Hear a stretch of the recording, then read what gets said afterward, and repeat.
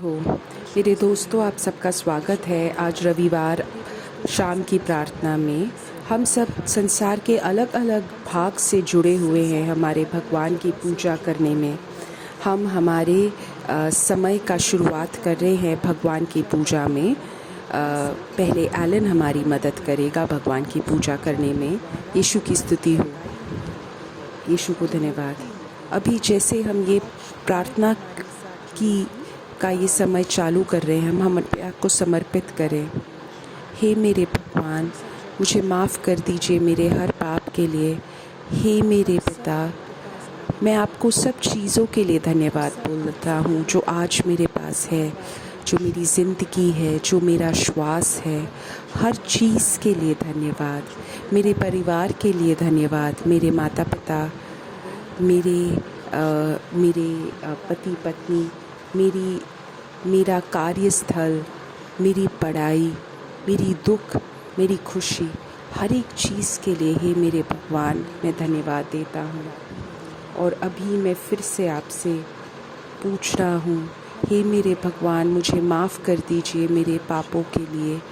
जान के या अज्ञान हो के जो मैंने पाप किए हैं, मुझे माफ़ कर दीजिए। मुझे मुक्ति दीजिए मेरे पाप से। हर एक बंधन से मुझे मुक्ति प्रदान कीजिए हे मेरे भगवान। Hallelujah, hallelujah, hallelujah, hallelujah, hallelujah, hallelujah, hallelujah, hallelujah, hallelujah, hallelujah, hallelujah, hallelujah. मेरा हर एक श्वास बारिश हो जाए हे मेरे यीशु। स्वर्ग के द्वार खोल दीजिए हे मेरे यीशु। बारिश हो जाए, स्वर्ग के द्वार आप खोल दीजिए हे मेरे यीशु। बारिश हो जाए, स्वर्ग के द्वार आप खोल दीजिए।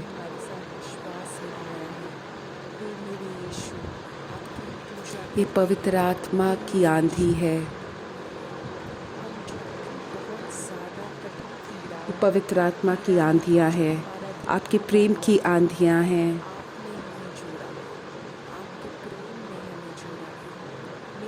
हमें स्वर्ग के धड़कन सुनने दो हे मेरे भगवान। बारिश हो जाए हे मेरे यीशु। स्वर्ग के द्वार आप खोल दीजिए। स्वर्ग के जल द्वार आप खोल दीजिए हे मेरे यीशु। स्वर्ग के जल द्वार आप खोल दीजिए हे मेरे यीशु। ये है आपके प्रेम की आंधियाँ, ये है आपकी पवित्र आत्मा की आंधियाँ हैं। हमें स्वर्ग की धड़कन को सुनने दीजिए। ये है आपकी पवित्र आत्मा की आंधी, आपके प्रेम की आंधी। मुझे स्वर्ग की धड़कन सुनने दीजिए हे मेरे यीशु। बारिश हो जाए मेरे यीशु, बारिश हो जाए मेरे यीशु। स्वर्ग के जल द्वार दो खोल दीजिए मेरे यीशु। हे मेरे यीशु, हे मेरे यीशु, बारिश हो जाए। आप स्वर्ग के जल द्वार खोल दीजिए हे मेरे यीशु, हे मेरे यीशु।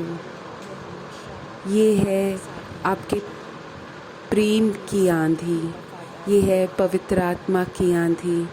मुझे स्वर्ग की धड़कन सुनने दीजिए हे मेरे यीशु। ये है आपके प्रेम की आंधी, ये है आपके पवित्र आत्मा की आंधी। मुझे स्वर्ग की धड़कन को सुनने दीजिए मेरे यीशु। हालेलुया मेरे यीशु। हे मेरे यीशु, मैं अपने आप को पूर्ण रूप से समर्पित कर रहा हूँ। जो मेरा जीवन है मैं आपको समर्पित कर रहा हूँ। जो मेरी शंकाएं हैं मैं आपको समर्पित कर रहा हूँ। सब कुछ समर्पित कर रहा हूँ। जो क्षण हम दुखी हैं, हम व्याकुल हैं, हम आपको समर्पित करते हैं हे मेरे भगवान। हमें सिखाइए कैसे हम प्रार्थना करें, कैसे हम आपके जैसे बन जाएं।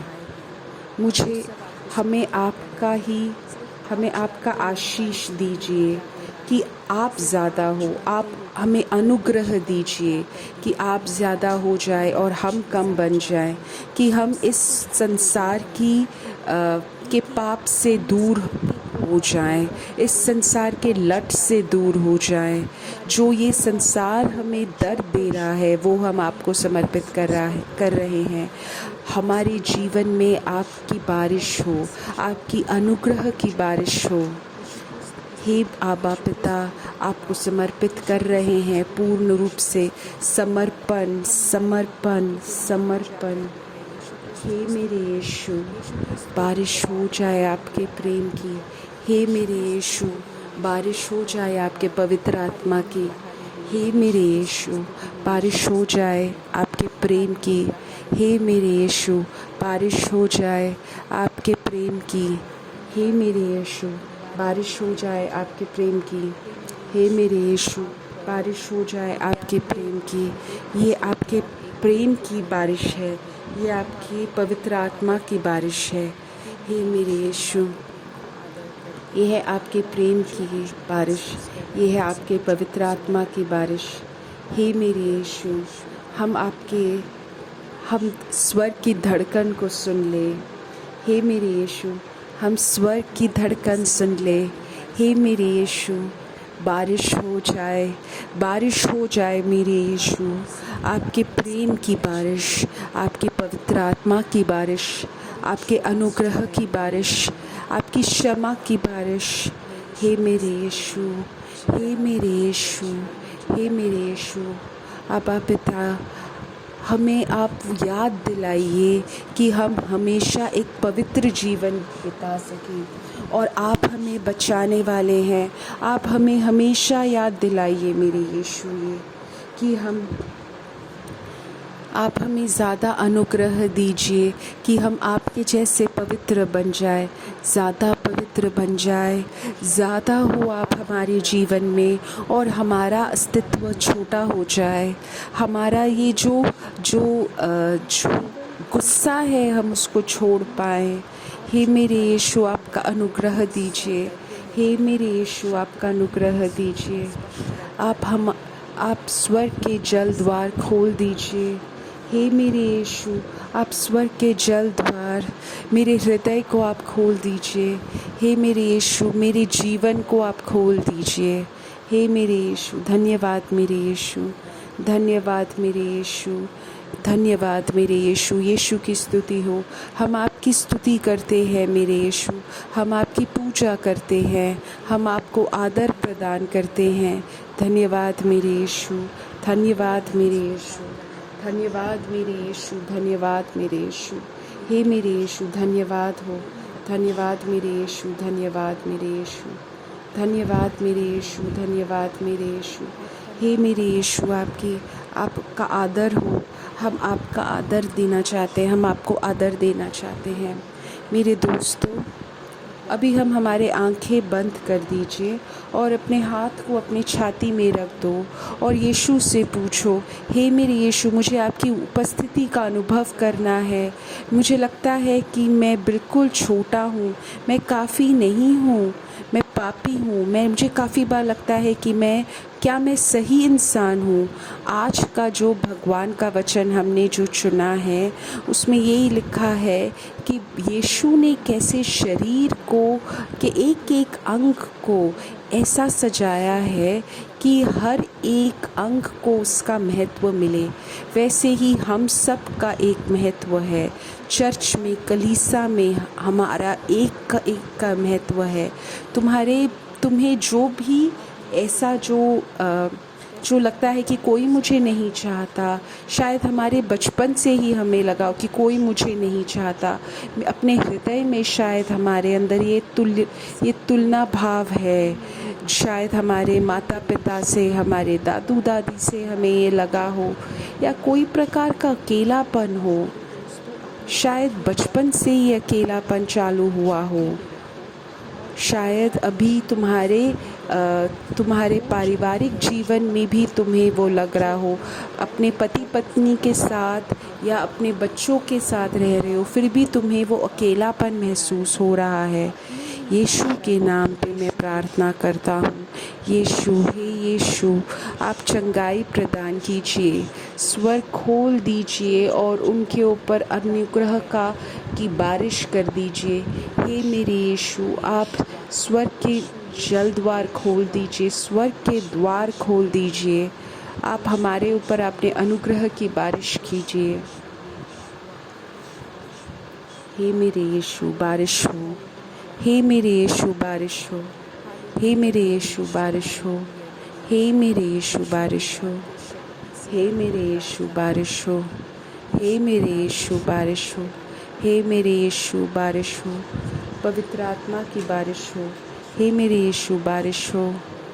ये पवित्र आत्मा की आंधियाँ हैं, ये प्रेम की आंधियाँ हैं। हे मेरे यीशु, बारिश हो। स्वर्ग का धड़कन मैं सुनना चाहता हूँ। हे मेरे यीशु, बारिश हो। हे मेरे यीशु, बारिश हो। स्वर्ग के जल द्वार खोल दीजिए। हे मेरे यीशु, बारिश हो। हे मेरे यीशु, बारिश हो। हे मेरे यीशु, बारिश हो। हे मेरे यीशु, बारिश हो। यीशु के नाम से मैं प्रार्थना कर रहा हूँ। यीशु के नाम से मैं प्रार्थना कर रहा हूँ। यीशु के नाम से मैं प्रार्थना कर रहा हूँ। यीशु के नाम से मैं प्रार्थना कर रहा हूँ। कोई एक है जो रास्ते में गिर गया है और उस गिरने के वजह से उसके शरीर में काफ़ी दिक्कतें हैं। अभी भगवान यीशु उसको चंगाई प्रदान कर रहे हैं। अभी हम उन सब के लिए प्रार्थना करते हैं जो रास्ते में गिर गए, रोड में गिर गए। अभी हम उसके चंगाई के लिए प्रार्थना करते हैं। यीशु के नाम से मैं प्रार्थना करता हूँ। किसी प्रकार का घाव है जो भूतकाल में हुआ है, हे मेरे यीशु, मैं प्रार्थना कर रहा हूँ, यीशु के नाम से चंगाई हो। यीशु के नाम से मैं प्रार्थना कर रहा हूँ। आमीन, आमीन। मेरे दोस्तों, यीशु चाहते हैं कि तुम सब पे बहुत सारा अनुग्रह प्रदान करें, अनुग्रह की बारिश करे। और जब हम यीशु की स्तुति करते हैं और जब हम भगवान का वचन सुनते हैं तो काफ़ी बार काफ़ी लोग महसूस करते हैं, शायद काफ़ी सारे लोग हैं जब ये प्रोग्राम फिर से बार बार सुन रहे हैं या बार बार पीछे करके ये प्रोग्राम फिर से सुन रहे हैं। तो मेरे दोस्तों, सिर्फ 10 मिनट का ये यीशु की पूजा नहीं है। बार बार बीच बीच में सुनिए, यीशु की पूजा कीजिए, अपने ही तरीके से भगवान की पूजा करिए। पवित्र आत्मा एक और बोल रहे हैं, एक और इंसान को चंगाई प्रदान कर रहे हैं जिसको आँख में कैटरैक्ट है या और कोई दिक्कत है। यीशु के नाम से हम प्रार्थना कर रहे हैं, यीशु के नाम में चंगाई हो। हे मेरे यीशु, अपने लोगों को चंगाई प्रदान कीजिए। यीशु के नाम से चंगाई हो, यीशु के नाम से चंगाई हो। आमीन, आमीन। मेरे दोस्तों, अब हम भगवान का वचन सुनेंगे और हम चंगाई की प्रार्थना उसके बाद वापस चालू करेंगे। आज का जो बाइबल का वचन है वो मैं कुरिन्थियों से मैंने लिया है। कुरिन्थियों 12वें अध्याय 18 से 31 वाक्य। इसमें पौलुस बोल रहे हैं कि कलीसिया भगवान का शरीर है। भगवान ने शरीर को ऐसे एक साथ रखा है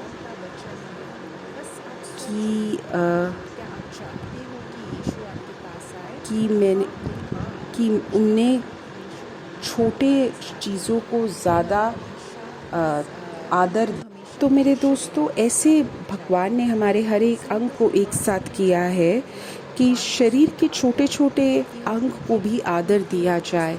तुम सब में एक विशेष योग्यता है, कोई एक विशेष शक्ति है जो पवित्र आत्मा ने तुम्हें दी है, या कोई एक योग्यता है जो तुमने अपने माता पिता से लिया है या तुम्हारे पास पहले से ही है। लेकिन सत्य तो ये है कि यीशु तुम्हारा उपयोग करना चाहते हैं, तभी तुम कलीसिया के शरीर में बहुत ज़्यादा उपयोगी बनोगे। हम वापस भगवान का वचन सुनते हैं। यद्यपि इसी प्रकार भगवान ने हमारे शरीर को, अगर पूरा शरीर एक ही अंग होता तो वो कैसा शरीर होता? तो उसमें कोई सौंदर्य नहीं होता, कोई उपयोगिता नहीं होती। कोई एक बॉल होता या एक स्क्वायर होता।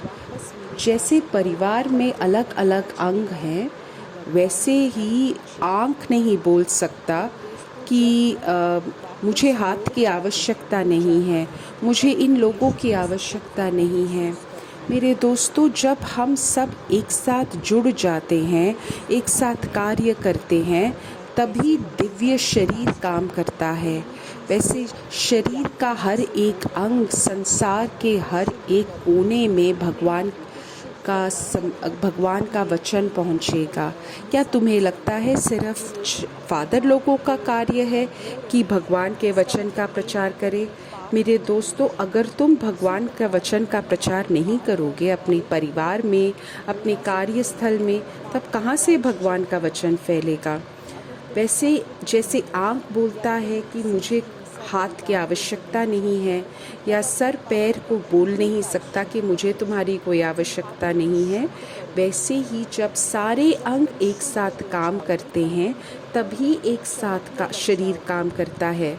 कभी कभी ईर्ष्या या घमंड या अपनी ही आवश्यकता या गुस्से के वजह से या क्रोध के वजह से हम सब एक साथ कार्य नहीं करते, तभी दिव्य शरीर यीशु का एक साथ कार्य नहीं कर पाता। तभी हमारे परिवार में या हमारे कलीसिया में हम भगवान का कार्य नहीं कर पाते।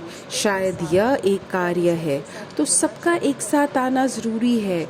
पवित्र आत्मा का एक साथ काम, पवित्र आत्मा के द्वारा काम करना ज़रूरी है। मैं फालतू के समन्वय के बारे में बात नहीं करता, मैं पवित्र आत्मा के समन्वय की बात कर रहा हूँ। उसी से हमारा और हमारे चर्च में हमारे कार्यस्थल में सबके समन्वय की बात कर रहा हूँ।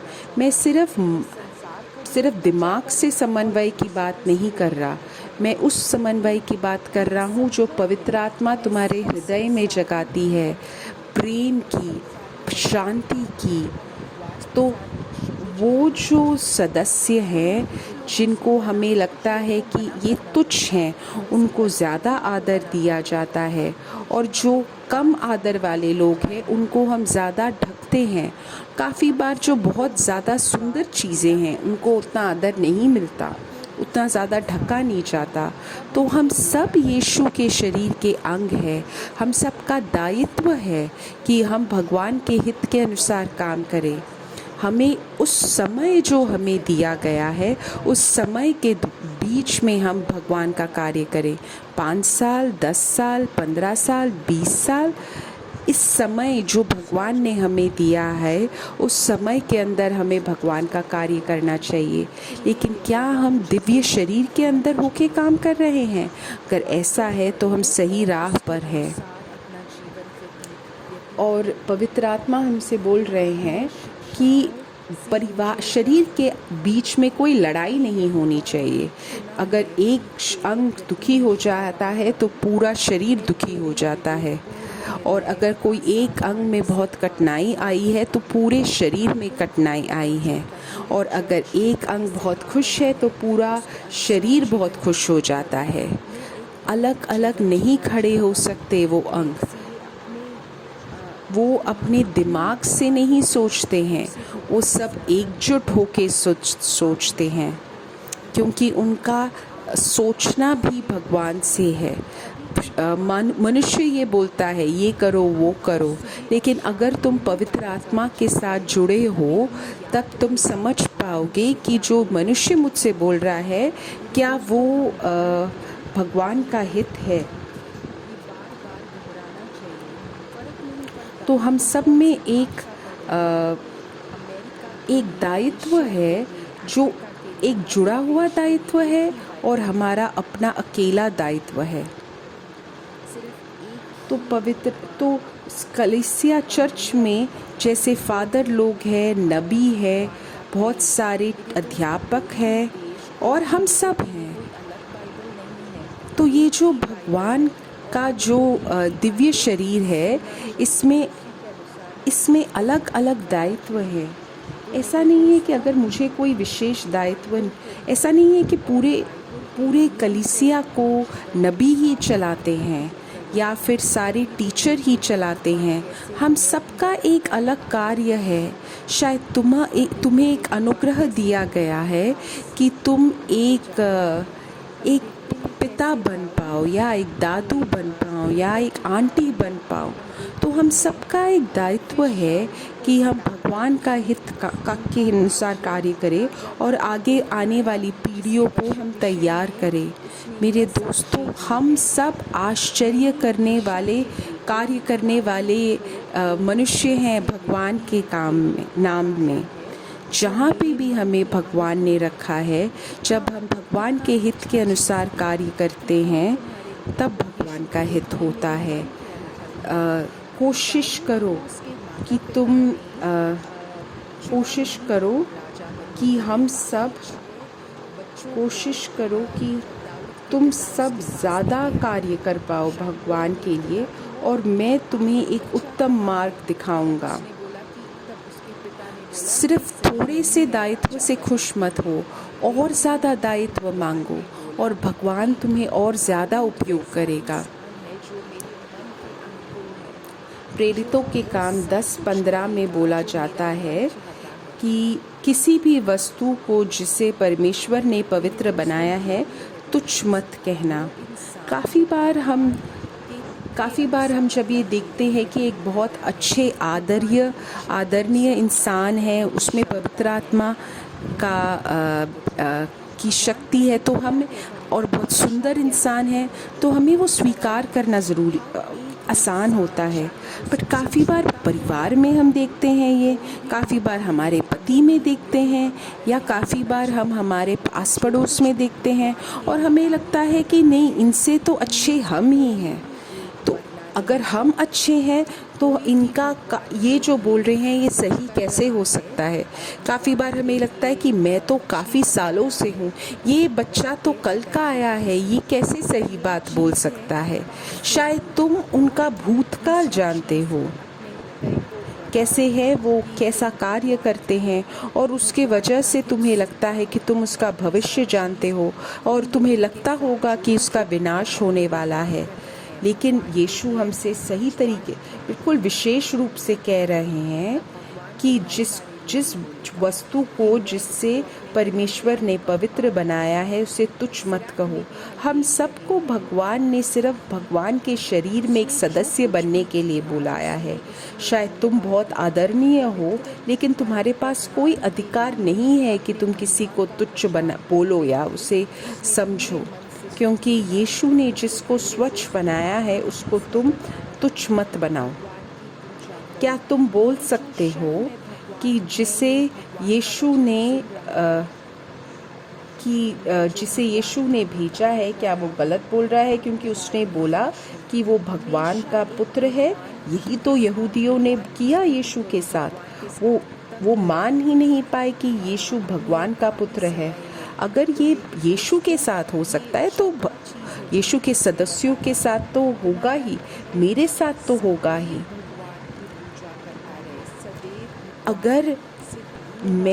अगर तुम किसी का विश्वास नहीं करो कि वो भगवान से आया है, तो उसके कार्य को देखो कि तुम्हारे अंदर यीशु का बोल है। मेरे दोस्तों, आज तुम में से जो भी आज रात को भगवान का ये वचन सुन रहा है, उसे समझो, किसी भी वस्तु को तुच्छ मत बनाओ। हमें सिर्फ भगवान ने बुलाया नहीं है, हम कलीसिया का हिस्सा है, जिससे कि तुम समझो कि मैं भगवान के साथ हूँ और भगवान मेरे साथ है। तुम मेरे शब्दों पे विश्वास नहीं कर रहे, एटलीस्ट मेरे कार्य पर विश्वास करो, जो मैंने तुम्हारे सामने किया है, जो मेरे आबा पिता के द्वारा मैंने किया है। तो जो भी अंधे हैं वो नहीं देख पाते, इसलिए पौलुस बोलता है कि उनके सामने एक इतनी बड़ी मछली है बट वो नहीं देख पा रहे। इसी कारण वो ये प्राप्त नहीं कर पाते बस वह रोशनी जो यीशु ने उनके लिए रखी है।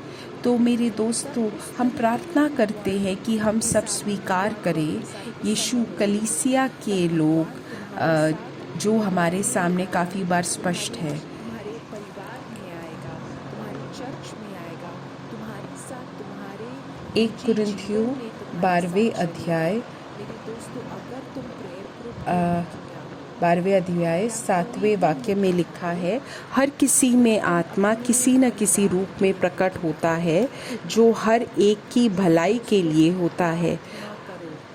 ये चर्च को बढ़ाने के लिए है।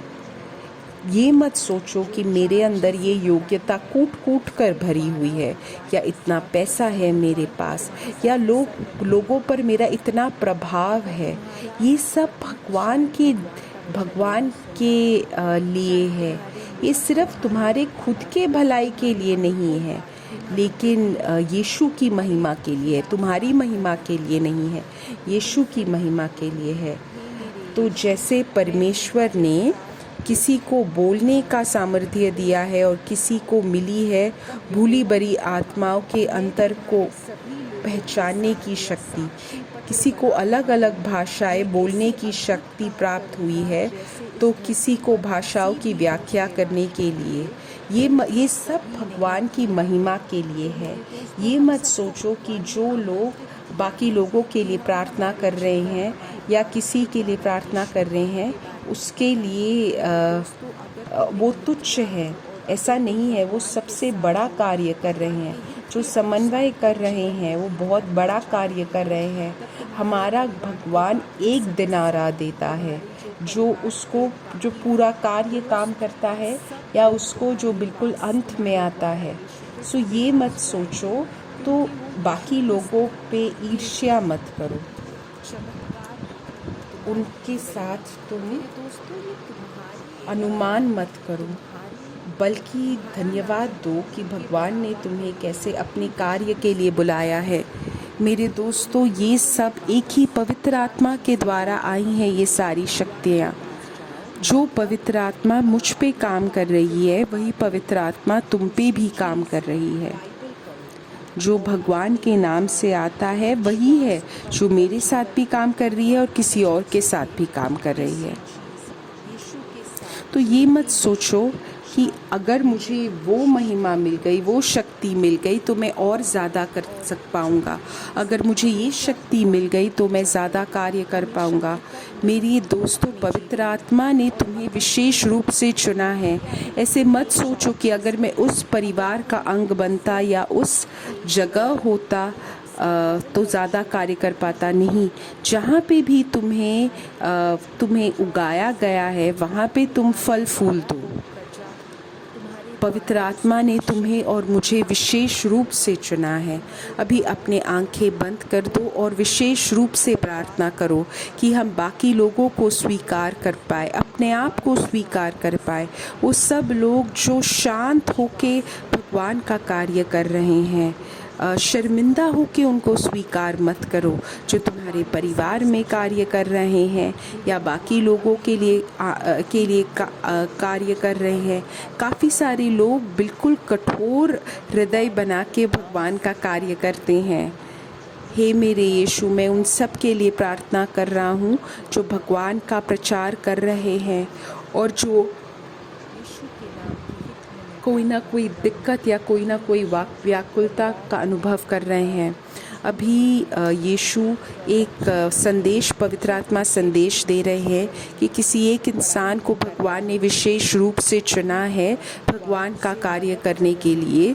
वो फादर नहीं है या शायद सेमिनारी में रह रहा है। अभी यीशु के नाम से हम प्रार्थना कर रहे हैं, यीशु के नाम से प्रार्थना कर रहे हैं। आमीन। अभी जब एलन वापस गीत गाएगा, मैं तुम्हारी सारी प्रार्थना आवश्यकताओं के लिए प्रार्थना करूंगा जो तुम YouTube में तुमने लिखी है या लिखने वाले हो। हे मेरे यीशु, इन सारी प्रार्थनाओं पर आप ध्यान दीजिए, अपने हित के अनुसार इन प्रार्थनाओं का उत्तर दीजिए।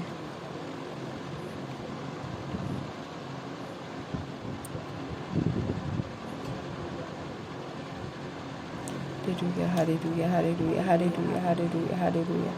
Hallelujah, hallelujah, hallelujah, मैं hallelujah, यीशु hallelujah. क्रिस्त की बच्ची हूँ। हाँ, मैं यीशु क्रिस्त की बच्ची वो जो हूँ। भगवान जिसने 99 लोगों को छोड़ के एक को मेरे लेने गया भगवान था, के मेरे मैं पिता के उसका योग्य भगवान नहीं के हूँ मेरे घर में यीशु। मेरे लिए एक जगह उनने बना के रखी है। मैं भगवान की बेटी हूँ। हाँ, मैं भगवान की बेटी हूँ। मैं उन सब के लिए प्रार्थना कर रहा हूँ जो यूट्यूब में लिखी गई है या लिखने वाली है। हे मेरे यीशु, अपने हित के अनुसार इन प्रार्थनाओं का उत्तर दीजिए। यीशु क्रिस्त के नाम पे मैं प्रार्थना करता हूँ, आमीन। माता मरियम, इन सारी प्रार्थनाओं के लिए आप प्रार्थना कीजिए। प्रणाम मरिया, कृपा पूर्ण, प्रभु तेरे साथ है, धन्य है तू स्त्रियों में और धन्य है तेरे गर्भ का फल यीशु। हे संत मरिया, परमेश्वर की माँ, प्रार्थना कर हम पापियों के लिए अब